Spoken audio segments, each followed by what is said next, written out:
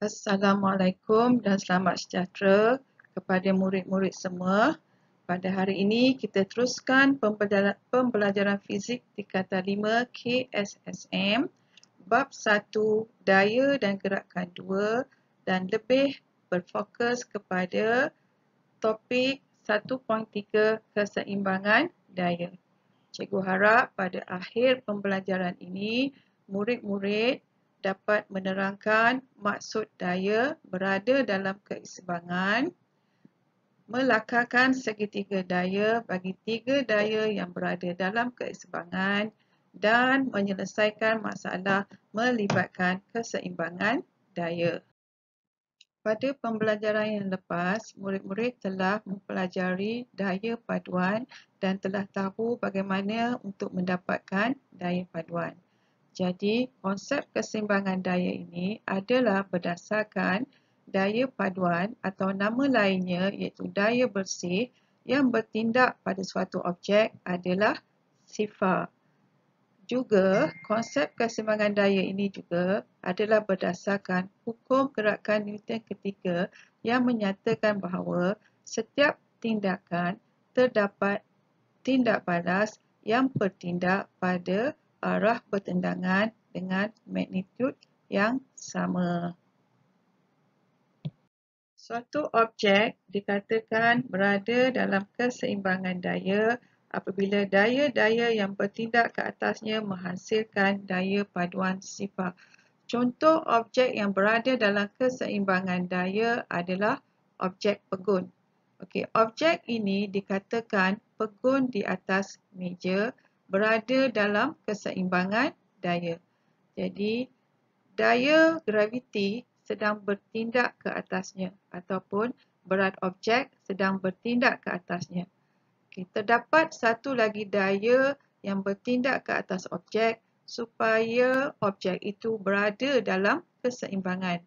Okay, daya ini dinamakan tindak balas normal.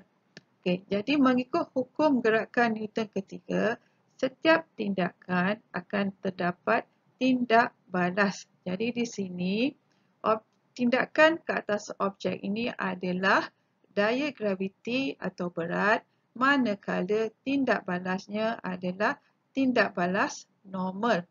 Okey. Oleh itu, daya-daya ini mempunyai magnitud yang sama tetapi arah yang bertentangan. Oleh kerana daya-daya ini mempunyai magnitud yang sama, maka daya-daya yang bertindak ke atasnya menghasilkan daya paduan sifar. Objek yang bergerak dengan laju seragam dikatakan berada dalam keseimbangan daya. Daya-daya yang bertindak ke atas objek mempunyai magnitud yang sama tetapi arah bertentangan. Iaitu magnitud berat adalah sama dengan magnitud tindak balas normal, manakala magnitud daya tolakan sama dengan magnitud daya geseran. Oleh itu, daya paduan yang bertindak ke atas daya-daya tersebut menghasilkan daya paduan sifar, maka objek atau troli ini adalah berada dalam keseimbangan daya. Apabila daya-daya yang bertindak ke atasnya menghasilkan daya paduan sifar. Contoh seterusnya adalah gambar daripada buku teks yang menunjukkan seorang penari tarian ngajat berdiri pegun sebentar semasa menari. Oleh kerana dia sedang berdiri pegun, maka pecutan penari adalah sifar. Oleh itu, tiada daya paduan yang bertindak ke atasnya, iaitu daya paduannya adalah sifar. Maka daya-daya itu dikatakan berada dalam keseimbangan, iaitu magnitud berat adalah sama dengan magnitud tindak balas normal. Contoh kedua daripada buku teks adalah pasu bunga pegun di atas meja. Pasu bunga ini berada dalam keseimbangan daya kerana daya-daya yang bertindak ke atasnya adalah sama, iaitu berat 12 Newton dan tindak balas normal adalah 12 Newton. Jadi daya paduan adalah sifar. Maka daya-daya itu dikatakan berada dalam keseimbangan. Contoh seterusnya daripada buku teks adalah lampu yang digantung dengan dua tali. Jadi lampu ini dikatakan berada dalam keadaan pegun, maka lampu ini berada dalam keseimbangan daya. Terdapat tiga daya yang bertindak ke atas lampu, iaitu berat lampu, tegangan tali P, tegangan tali T. Ketiga-tiga daya ini akan disusun membentuk sebuah segitiga yang dinamakan segitiga daya. Jika ketiga-tiga daya ini dapat membentuk sebuah segitiga, maka ketiga-tiga daya itu berada dalam keseimbangan daya. Okay, sekarang kita nak belajar melukis sebuah segitiga daya untuk menentukan bahawa ketiga-tiga daya itu berada dalam keseimbangan. Okey, apabila tiga daya yang bertindak ke atas satu titik berada dalam keseimbangan, tiga daya tersebut boleh diwakili secara magnitud dan arah oleh tiga sisi bagi sebuah segitiga mengikut turutan. Seterusnya, berikut adalah garis panduan bagaimana melukis segitiga daya untuk tiga daya berada dalam keseimbangan. Okey, yang pertamanya, kenal pasti daya yang magnitud dan arahnya diketahui. Yang kedua, lukiskan garis untuk mewakili magnitud dan arah bagi daya yang dikenal pasti. Seterusnya, lukiskan garis tindakan bagi daya kedua dan daya ketiga, maka lengkapkan segi tiga daya tersebut. Okey, seterusnya kita hendak melakar sebuah segitiga daya. Okey. Okey ya. Cara yang pertama, okey, cikgu cuba unjurkan berat W ni. Okey. Kita unjurkan berat W. Okey, arahnya adalah ke bawah. Okey, kemudian okey, bagi daya R kita kekalkan kat sini. Kemudian kita ambil daya FR ni. FR ni kita lukis di sini. Okey, ini adalah arah dia. Okey, so kita dapat satu segi tiga daya yang arahnya adalah berturutan. Okey, ini adalah W. Okey, yang ini adalah FR. Okey. Okey, ini adalah sebuah segitiga daya. Okey, sekarang cikgu nak cuba cara yang kedua ataupun segitiga daya yang kedua. Okey, cikgu unjurkan daya R ni. Okey, daya R. Okey, ini adalah arah dia. Ini adalah daya R. Okey, kemudian cikgu unjurkan berat. Okey, ini adalah berat. Okey, cuba kita perhatikan arah ketiga-tiga daya ini adalah berturutan. Ya, berturutan. Maka segitiga ini dipanggilkan segitiga daya dan ketiga-tiga daya ini berada dalam keseimbangan daya. Okey, seterusnya kita nak melakar segitiga daya bagi rajah yang kedua. Okay. Okey ya, cikgu nak unjurkan berat ya. Unjurkan berat. Okey, arahnya adalah ke bawah. Okey, kemudian kita ambil, okey, kita beri nama ini adalah T1 dan ini adalah T2. Okey, kemudian kita ambil T2, lukis di sini. Okey, ini sebagai T2. Okey, so yang ini adalah W. Okay, sekarang kita dapat satu segitiga daya yang arahnya adalah berturutan. Ya, satu segitiga daya arahnya berturutan. Dan sudut di sini akan jadi 2 alfa. 2 alfa. Ya. Okey. Ataupun kita boleh lukis sebuah lagi segitiga daya. Kita lukis di sini. Ini kita panggil arahnya adalah T1.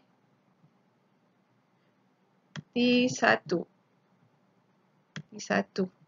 Okey. So juga kalau kita perhatikan arahnya adalah berturutan. Maka jika arahnya berturutan menunjukkan bahawa ini adalah sebuah segitiga daya dan objek gambar ini berada dalam keseimbangan. Okay, seterusnya kita nak melakar segitiga daya bagi kapal kontena yang ditarik oleh 2 buah kapal tunda dengan halaju seragam. Okey.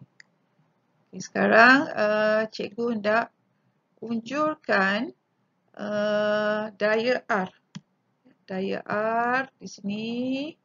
Okey, ini adalah arah dia. Okey, kita namakan ini sebagai T1, yang ini T2. Okey. Okey, sekarang kita lengkapkan T1 ni. Okey, kemudian kita ambil T2, lengkapkan rajah segitiga daya ni. Okey. Okey. Cuba kita perhatikan anak panahnya adalah berturutan. Okay. Anak panahnya adalah berturutan. Okay. Maka ketiga-tiga daya ini berada dalam keseimbangan. Okay. Ataupun kita boleh lukis rajah segitiga yang kedua. Okay. Yang ini T2. T2, kemudian kita unjurkan atau lengkapkan segitiga ini dengan T1. Okey, ini adalah T1. Okey, jadi kita perhatikan anak panahnya adalah berturutan. Maka ketiga-tiga daya ini berada dalam keseimbangan.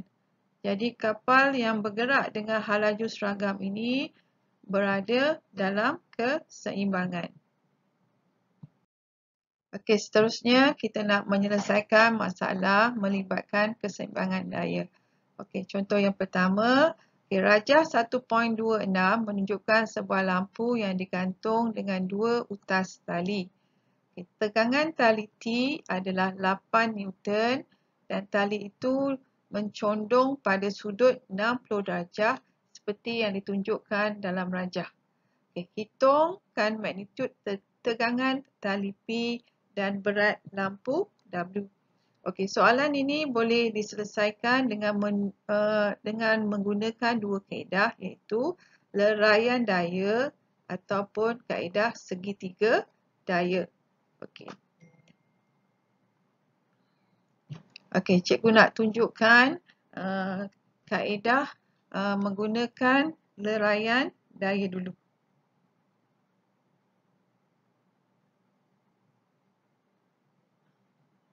Okey, mula-mula kita leraikan T ni kepada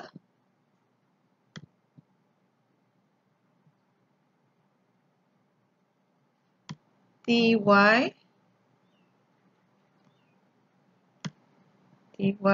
iaitu paksi mencacang.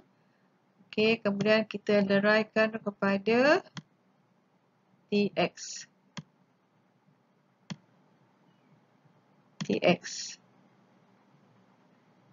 Okey, oleh kerana lampu ini pegun, maka daya P sama dengan daya Tx dan berat sama dengan Ty. Okey, nanti kita leraikan Ty dan Tx. Okey, ini adalah kaedah leraian daya.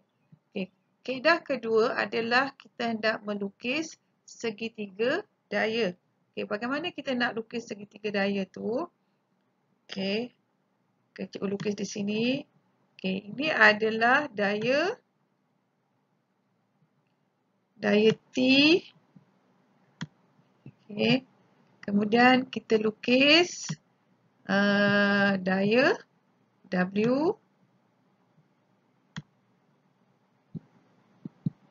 Okey, kemudian kita lukis daya P di sini. Ini adalah P. Okey, kemudian kita lukis sudut 60 darjah. Okey. So kita telah dapat melukis satu segitiga daya. Satu segitiga daya. Okey. Kita juga boleh lukis cara yang kedua, iaitu okey, ini adalah daya T.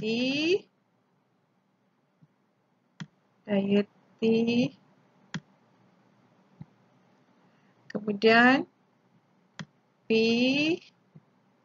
Okey, daya P dan ke bawah adalah W. Okey. Macam mana kita nak pasti bahawa kedua-dua segitiga ni adalah berada dalam keseimbangan, iaitu kita tengok anak panahnya. Anak panahnya adalah berturutan. Ya. Cuba perhatikan, anak panahnya adalah berturutan. Maka segitiga ini berada dalam keseimbangan daya. Okey, tadi cikgu telah jelaskan bagaimana kita boleh mendapatkan sebuah segitiga daya. Okay, sekarang cikgu nak jelaskan bagaimana kita hendak mendapatkan magnitud tegangan talipi dan berat lampu dengan menggunakan kaedah segitiga daya berskala. Okey, langkah yang pertama adalah pilih skala. Okey, skala yang dipilih adalah 1 cm mewakili 2 Newton. Okey. Lukis daya T dengan magnitud dan arah yang diketahui. Okey, kita lukis daya T yang mewakili 8 Newton ataupun 4 cm. Kita lukis panjang daya T 4 cm dan lukis ataupun ukur sudut 60 darjah. Okey, langkah kedua, lukiskan garis menegak ke bawah yang mewakili W dan garis mengufuk ke kanan yang mewakili P membentuk sebuah segitiga. So kita lengkapkan daya yang kedua dan daya yang ketiga. Okey, langkah yang ketiga, ukur panjang sisi segitiga. Gunakan skala yang dipilih untuk menghitung magnitud daya. Okey, sekarang guna pembaris, kita ukur P. Jadi P di sini mewakili 2 cm darab dengan 2 Newton. Jadi nilai tegangan tali P adalah 4 Newton. Okey, kemudian kita ukur W. W pula mewakili 3.5 cm darab dengan 2 Newton. Jadi berat lampu adalah 7 Newton. Okey, ini adalah cara untuk mendapatkan nilai tegangan tali dan berat lampu dengan menggunakan kaedah segitiga berskala. Okey, seterusnya cikgu nak menunjukkan kaedah kedua iaitu leraian daya. Okey, tadi cikgu dah jelaskan iaitu daya T boleh dileraikan kepada komponen mengufuk iaitu Tx dan komponen menegak iaitu Ty. Oleh kerana lampu ini berada dalam keseimbangan, maka daya paduan ke atas lampu adalah sifar. Okey. Okay, yang pertama A, kita nak tentukan tegangan tali ya. Tegangan tali. Jadi tegangan tali P. Jadi oleh kerana lampu ni berada dalam keseimbangan daya, daya paduan lampu adalah sifar, maka daya paduan daya-daya mengufuk adalah sifar. Iaitu daya-daya mengufuk berada dalam keseimbangan. Jadi tegangan tali adalah sama dengan Tx. Iaitu P sama dengan Tx. Tx tadi kita dah leraikan sebagai 8 cos 60. 8 cos 60 ia mewakili 4 Newton. Ya, mewakili 4 Newton. Okey, kemudian kita hendak menentukan berat lampu. Okey, lampu ni berada dalam keseimbangan daya, maka daya paduannya sifar, maka berat lampu W sama dengan Ty. Okey, Ty tadi kita leraikan adalah 8 sin 60 darjah. Jadi nilainya adalah 6.93 Newton. Okey. So, dengan kalau masih ingat lagi, dengan kita menggunakan kaedah berskala, W tadi adalah 7 Newton. Tapi dengan menggunakan kaedah kiraan, nilainya adalah 6.93 Newton. Jadi nilainya hampir sama. Ya, walau bagaimanapun, dengan menggunakan kaedah kiraan adalah lebih tepat. Okey, seterusnya contoh yang kedua. Okay, rajah 1.28 menunjukkan sebuah kotak dengan berat 50 Newton dalam keadaan pegun di atas satas condong. Lukiskan gambar rajah jasad bebas bagi kotak itu dengan menunjukkan berat kotak, tindak balas norma R dan daya geseran FR.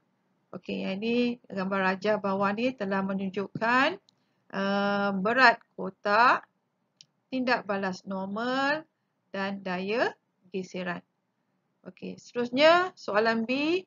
Dengan melukis segitiga daya berskala, tentukan magnitud tindak balas normal R dan daya geseran FR.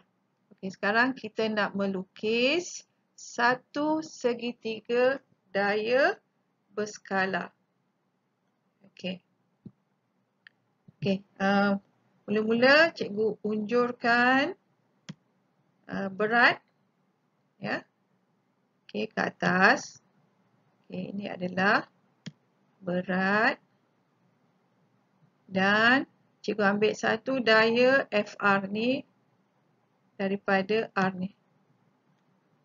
Okey, ini adalah FR.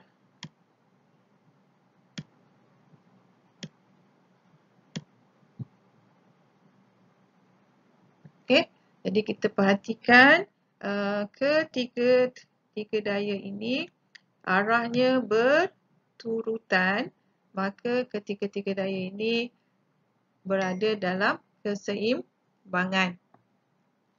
Okey, ataupun cara yang kedua, okey, cikgu unjurkan W di sini. Okey, di sini kita letak W berat dan di sini adalah daya R, tindak balas normal. Okay. So kita perhatikan ketiga-tiga daya ini arahnya berturutan, maka ketiga-tiga daya ini berada dalam keseimbangan. Okey, itu adalah kaedah yang kedua, iaitu melukis segitiga daya. Okey, soalan seterusnya, dengan meleraikan berat kotak kepada komponen yang selari dengan permukaan sathah condong dan komponen yang serenjang dengan permukaan sathah condong, tentukan magnitud tindak balas R dan geseran. Okey ya. Sekarang cikgu nak leraikan. Okey, di sini adalah berat. Ya, berat kotak. Okey. Cikgu leraikan kepada, ini kita panggil komponen menegak, iaitu W, Y, dan cikgu leraikan kepada komponen mengufuk, iaitu WX. WX. Okey. Oleh kerana objek ni pegun, maka WX ni adalah sama dengan FR. Daya geseran dan tindak balas normal R ni, tindak balas normal R adalah sama dengan komponen mengufuk WX. Okey, nanti tadi cikgu dah jelaskan bagaimana kita mendapatkan segitiga daya. Okey, sekarang kita menggunakan kaedah segitiga daya berskala untuk menentukan daya geseran dan tindak balas normal. Okey, langkah yang pertama, lukis garis AB sepanjang 5 cm untuk mewakili berat W. Ya, dan kita tentukan skala, ya. Mula-mula kena tentukan skala, iaitu 1 cm mewakili 10 Newton. Okey. Dan berat adalah 50 Newton. Jadi kita lukis panjang AB ni sebagai 5 cm. Okey, langkah yang kedua, tandakan sudut 40 darjah dan lukis garis BC untuk menunjukkan arah daya FR. Okay, kita ukur di sini 40 darjah. Kemudian kita lukis garis FR ni. Ya. Ukur 40 darjah. Kemudian lukis garis FR ni. Okay. Kemudian langkah yang ketiga, tanda sudut 40 darjah dan lukis garis AD untuk mewakili daya R. Okey. Tanda sudut 40 darjah di sini. Ya, ini adalah sudut 40 darjah. Okey, kemudian kita panjangkan garis AC ni. Panjangkan garis AD ni. Nanti dia akan bertemu di sini. Okey. Langkah yang keempat, lengkapkan segitiga daya ABD dengan arah daya. Okey. So kita pastikan arah dayanya adalah berturutan, ya. Lengkapkan. Okey, langkah yang kelima, ukur panjang sisi BD yang mewakili daya FR. Okey, kita ukur panjang BD adalah 3.2 cm. Jadi darab dengan 10 Newton, ya. Darab dengan 10 Newton. Jadi daya geseran mewakili 32 Newton. Langkah yang keempat, ukur panjang sisi AD, iaitu mewakili R, iaitu tindak balas normal. AD kalau diukur panjangnya 3.8 cm, darab dengan 10, jadi tindak balas normal adalah 38 Newton. Seterusnya, kita nak menyelesaikan masalah menggunakan kaedah leraian daya. Tadi cikgu dah tunjukkan bagaimana berat kotak ini telah dileraikan kepada komponen menegak iaitu W, Y dan komponen mengufuk iaitu W, X. Okey. Oleh kerana kotak ni berada dalam keseimbangan daya, maka daya geseran FR adalah sama dengan komponen mengufuk WX. Okey, jadi WX sama dengan W sin 40 darjah, maka berat kotak adalah 50 Newton darab dengan sin 40, jadi kita akan dapat daya geseran sebagai 32.14 Newton. Okey, kemudian kita nak tentukan tindak balas normal R. Okey. Oleh kerana kotak ni adalah pegun, R adalah sama dengan komponen menegak W, Y. Okey. WY sama dengan W cos 40 darjah. Jadi 50 Newton darab dengan cos 40 darjah menghasilkan 38.30 Newton. Contoh yang ketiga, rajah 1.30 menunjukkan sebuah poster digantung pada dinding marmal dengan tali dan paku. Berat poster ialah 12 Newton. Lukiskan segitiga daya bagi berat poster dan tegangan tali yang bertindak ke atas poster itu. Seterusnya, hitungkan nilai T. Okey, jadi soalan yang pertama, kita nak lukis 3 daya bagi berat poster dan tegangan tali yang bertindak ke atas poster tersebut. Okey. Sekarang cikgu nak unjurkan berat W ni ke atas. Okey. Arahnya adalah ke bawah. Ini adalah W.